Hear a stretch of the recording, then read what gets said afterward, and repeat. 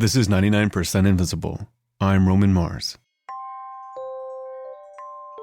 In 1999, a nature documentary about wolves called Wolves came out in IMAX theaters.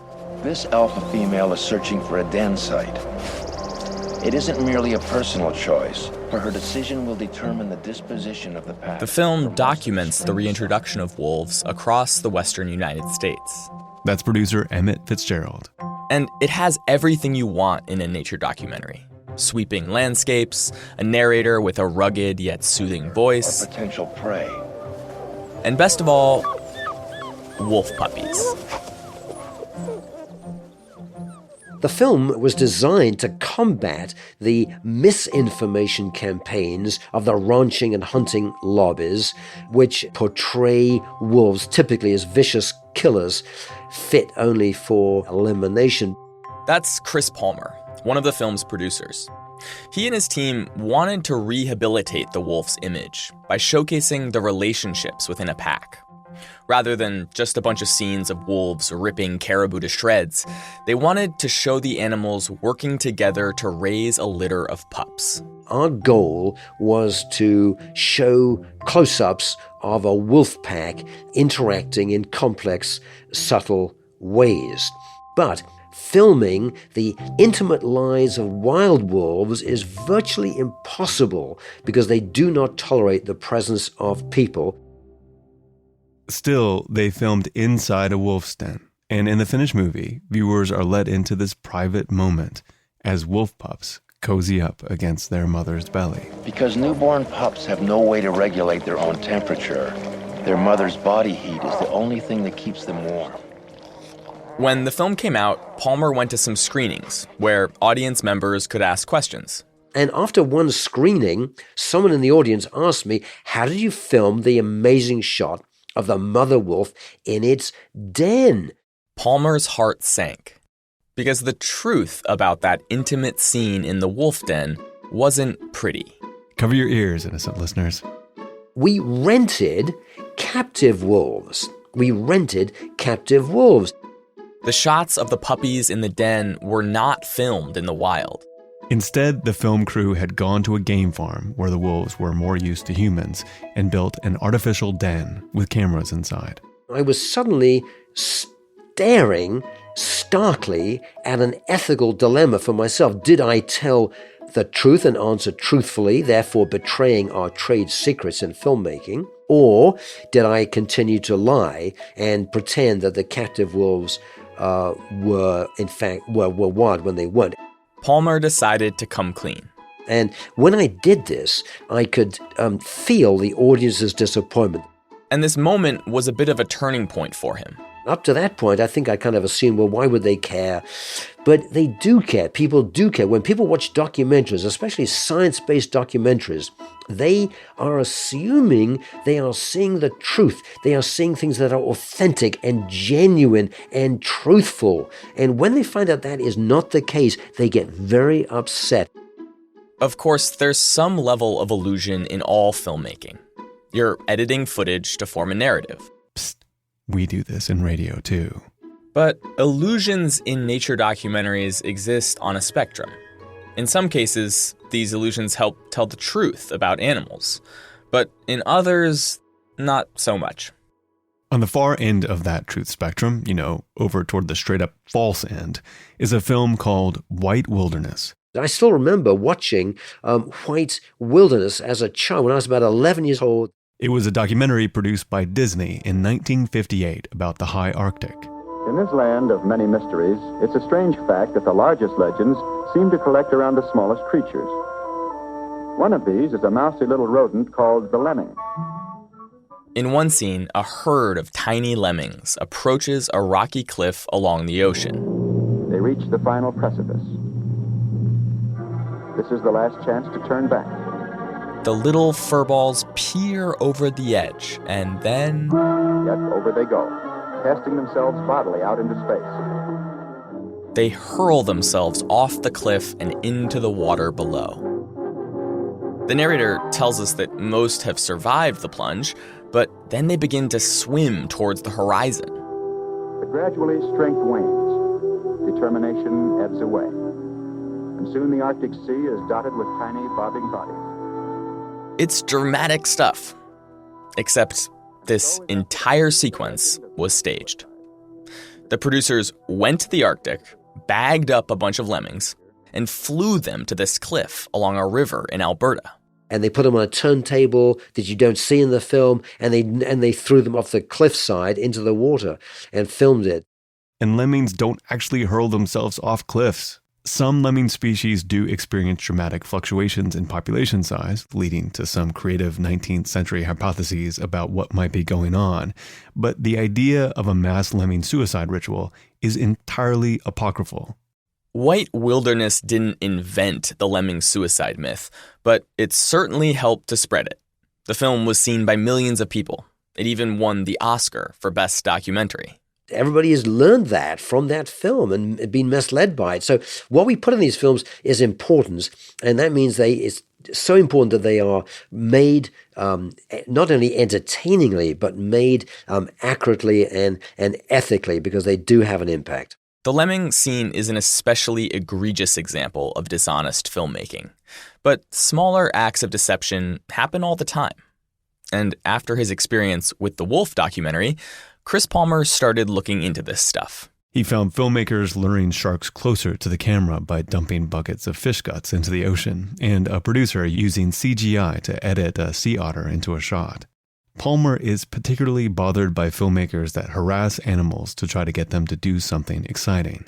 He thinks all this happens because of a race for ratings. And when you focus so much on ratings like that, you inevitably move towards programs that are highly sensational and overly dramatic. A lot of Palmer's criticisms have to do with the visual side of filmmaking, but any conversation about the accuracy of nature documentaries inevitably ends up on the topic of sound. That's because in most wildlife films, the sounds you hear were not recorded while the cameras were rolling. Which makes sense if you think about how different the two technologies are. Most filmmakers use really long telephoto lenses to film animals from a safe distance. But there's no sonic equivalent of a zoom lens. For good audio, you need to get a microphone really close to the source of the sound, which can be difficult or dangerous to try and pull off while the cameras are rolling. You can't just walk up to a lion and clip a lapel mic on its mane. And so many of the subtle movement sounds, a chimpanzee rustling through leaves or a hippo squelching in the muck, they don't come from animals at all. They're made by Foley artists. So a Foley artist's job is to basically perform all that movement sound for a film, essentially. This is Richard Hinton. Yeah, I sit in this windowless room, watching a television, making weird sounds for animals. Hinton performs in a studio with trap doors in the floor. And underneath the floor you have 6 pits, each filled with a different material. He says Foley artists spend so much time playing around in these pits that they call each other pit monkeys. There's one gravel, one's filled with sand, one's full of dirt, one's kind of dirt and grass, and then one's a solid stone slab. Each pit is mic'd up for high-quality sound.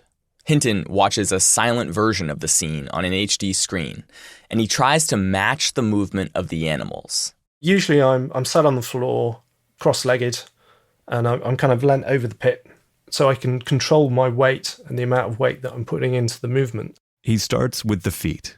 As the animals move, he tries to match their footfalls with his hands. When you're Foleying animals, you usually use your hands rather than your feet because you have more control. If it's hooves, I'll use the tips of my fingers and I'll really drive them into the surface so you get that hard attack. If it's something like a lion, then I'll use the flat of my fingers and you get a more paddy, kind of stealthy, kind of stalking kind of weight to it. Hinton has been doing Foley for years and has worked on many big nature documentaries, including Planet Earth 2. With all that practice, he says he can often get it right in just a single take. I've been doing it long enough now to know, that point at which a cheetah's about to go from a stalk to a sprint because of its shoulder movement and just the way it pins its ears back. And, the more of this stuff that that you do, you start picking up on these little visual clues that all wildlife gives you in terms of what it's about to do with its behavior. So many wildlife films focus on the exact same cast of marquee species, like elephants, leopards, crocodiles, that Hinton rarely comes across footage of an animal he's never Foleyed before. When you first come across something you haven't done, you do spend a couple of minutes just watching the footage through, seeing, right, okay, well, how is this thing moving? How, what's its rhythm? How do its shoulders work in relationship to its feet? For more complicated sounds, Hinton has a giant storage area full of materials he's hoarded over the years. Sheets of metal, pieces of rubber, different types of rope. We've got a couple of old wetsuits. He takes out a couple of items to demonstrate. In front of me right now, I have some bat wings, which was actually just a pair of old gloves. Interestingly, if you use the fingertips, you get bat wings. If you flip them over and use the bit you put your hand in, you get pigeon wings. To mimic the sound of an animal walking on snow, Hinton uses a bag of dried custard. When he squeezes the bag, you get that fresh snow crunch. Sometimes he brings in natural materials from the outdoors. The studio has a big garden, and in the summer, Hinton will harvest different plants to use in his recordings. The winter, though, can be more challenging.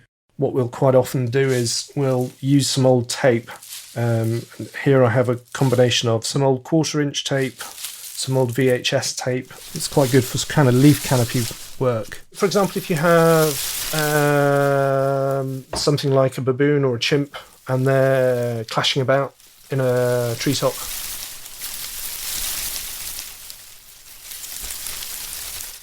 Foley artists share techniques with each other, and some tricks have become so ubiquitous that they've actually changed our understanding of the way nature sounds. I mean, this is the thing. We've been doing Foley on natural history for so long. What people actually are used to listening to is how we Foley stuff, which is kind of weird. So people expect what we do rather than what nature might actually do in real life. For example, elephant feet. We expect to hear a big booming sound when a massive elephant foot hits the ground. But that's not what elephants actually sound like. If ever you talk to anybody that works around elephants, they will tell you that elephants make pretty much no sound at all when they walk, because the bottom sort of like section of their foot is just one big fatty cushion. So they're incredibly efficient at distributing their weight as they walk.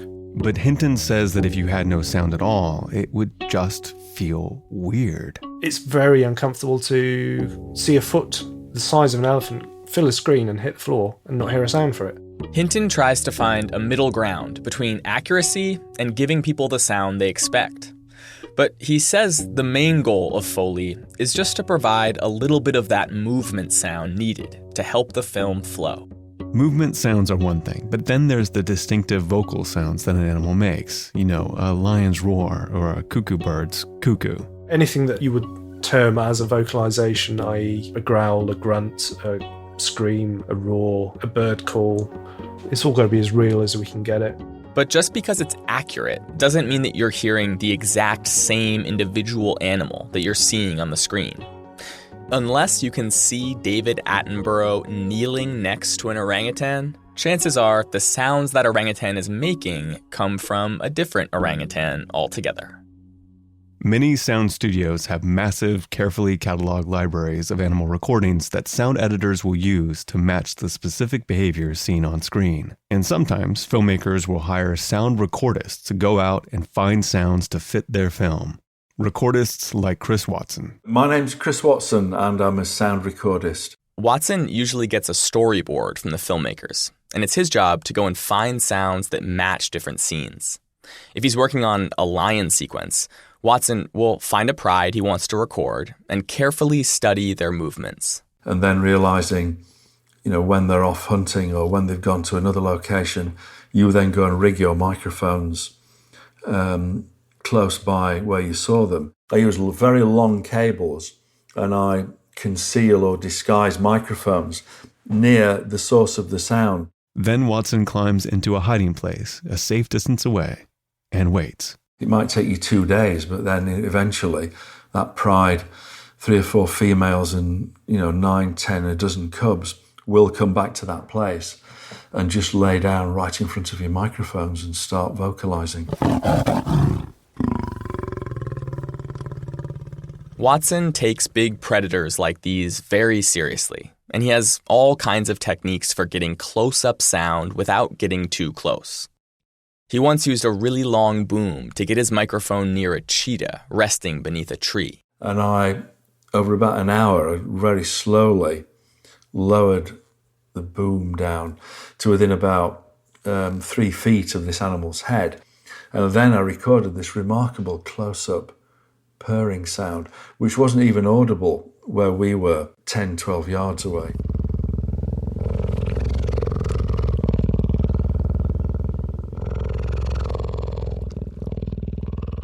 Watson also records lots of ambient sounds, and then he sends it all to the editors who carefully piece together an accurate soundscape. In the final product, it looks like the vocalizations are coming from the animals on screen. When he can, though, Watson does try to record sound while the cameras are rolling. Synchronous sound is not impossible, he says, and it can bring a special kind of realism to the film. In the BBC documentary The Life of Birds, the director asked him to mic up a bunch of trees and bushes where he knew songbirds liked to sing at dawn. And it worked. The birds showed up right on cue and sang right into his tiny microphones as they filmed. In the early morning light, you could see the birds' breath as they exhaled from the song. Recording synchronous sound is much easier with bluebirds than, say, polar bears, but Watson wishes it happened more. He says that, in general, producers prioritize sights above sounds.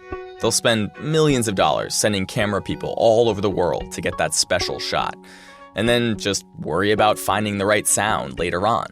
Sometimes, though, recording the sound separately can actually enhance the accuracy of the soundtrack. In the BBC documentary Life in the Undergrowth, the filmmakers wanted to showcase this bizarre behavior of the Alcon blue butterfly caterpillar. Wood ants mistake these caterpillars for their own larvae and carry them underground to the ant colony. Once inside, the caterpillars do something remarkable. They stridulate an internal organ. I think it's about 300 hertz. I had to look up stridulate, too. It means to make a shrill sound by rubbing the legs, wings, or other parts of the body together. In this case, it's the caterpillar's attempt to mimic a hungry baby ant. This sound stimulates the ants to feed the caterpillar. So it's cross-species communication, which is actually something very special in the first place. The filmmakers would destroy the ant nest if they tried to film this in the wild, so they established a colony inside a film set and filled it with tiny periscope cameras. And to capture the sound, Chris Watson used what's called a particle velocity microphone, which can record extremely quiet sounds. And I had to go into a BBC radio studio, very, very, very quiet place. And I had a selection of these caterpillars, which are then placed on this particle velocity microphone, about the size of imagine like a pea, that sort of diameter, but it's flat. This animal was placed on top and eventually produced this vibration, which I recorded.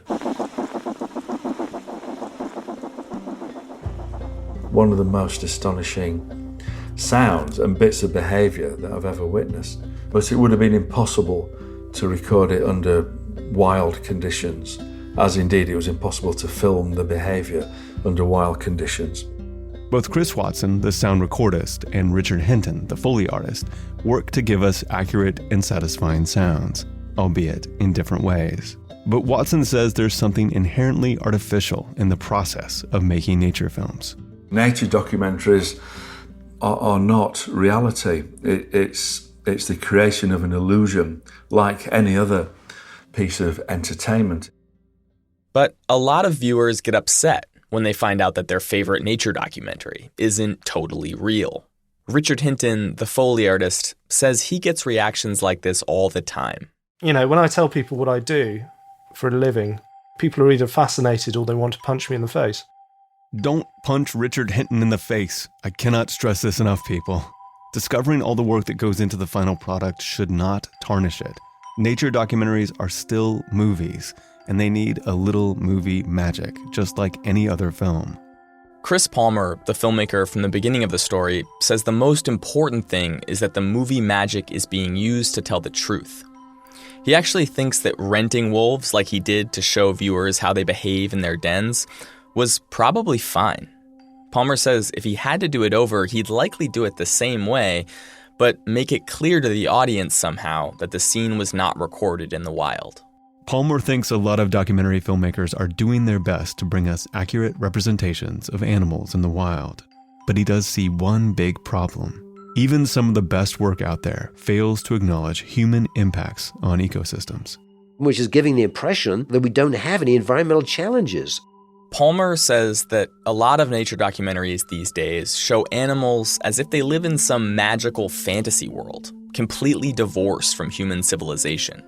There's no shots of the nearby city or the coal mine that's encroaching on habitat. You know, you watch the shows and you think there was nothing wrong with the world, nothing wrong. Which is its own form of deception. When you make a film about the natural world, to omit any mention of the environmental challenges faced by that natural world is misleading. But Palmer still believes in the power of good filmmaking. He thinks that if we want to solve big environmental challenges like species extinction and climate change, we need compelling, true stories about nature. And to tell a true story, sometimes you need a little fakery.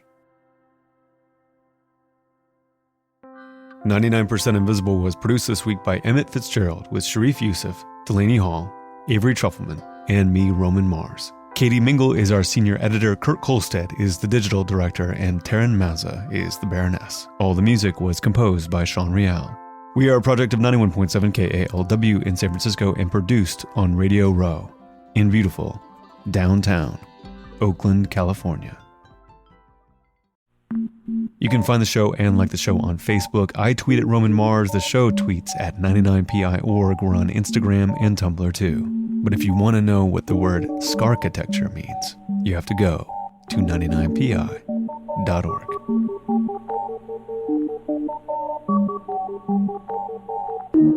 Radiotopia.